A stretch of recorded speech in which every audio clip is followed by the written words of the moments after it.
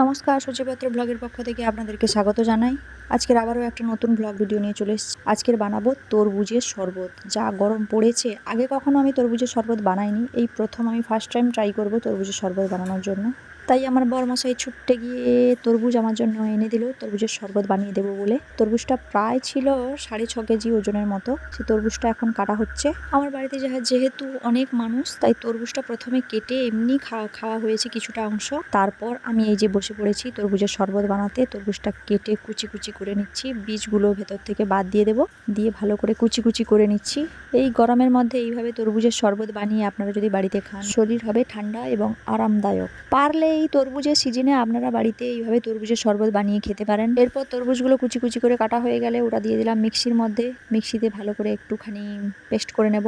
এদিকে ঝিঁঝি পোকার ডাকের আওয়াজে একদম থাকা যাচ্ছে না, পাতা দায় একদম। সঙ্গে দিয়ে দিলাম চিনি, 2 চামচ চিনি আর একটু লবণ দিয়ে মিক্সির মধ্যে দিয়ে এই যে দেখুন একদম পেস্ট হয়ে গেছে। এবারে বরফ দিয়ে দিলাম গ্লাসের মধ্যে। ঠান্ডা ঠান্ডা না হলে কি আর চলে। তারপর তরমুজটা ঢেলে দিলাম, তরমুজের জুসটা একটু চটপটা করার জন্য দিয়ে দিচ্ছি লেবুর রস। তারপর দিয়ে দিলাম চাট মশলা, দিয়ে একটু ঘুঁটে দিলাম।